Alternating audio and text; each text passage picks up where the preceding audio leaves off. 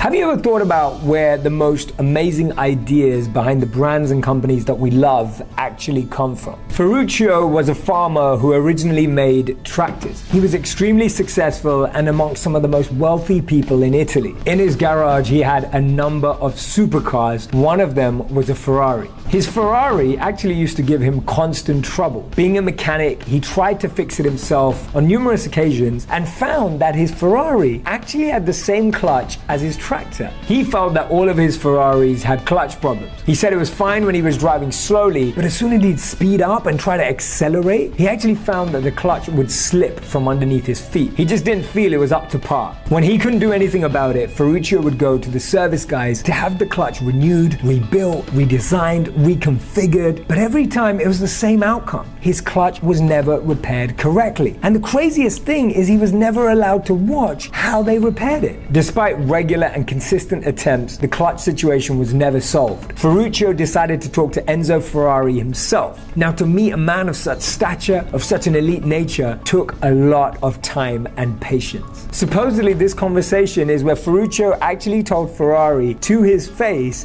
that his cars were rubbish. He shared all his angst and pain of driving this car that had this terrible clutch and the number of times that he'd actually tried to have it fixed and repaired by Ferrari's people and how it hadn't worked. Enzo Ferrari was furious. Imagine hearing that your incredible invention was getting all of this negative feedback. He responded to Ferruccio by saying, "You'll only ever be able to drive tractors, you'll never be able to handle a Ferrari." This is the point where Ferruccio finally decided to invent what he thought was the perfect car.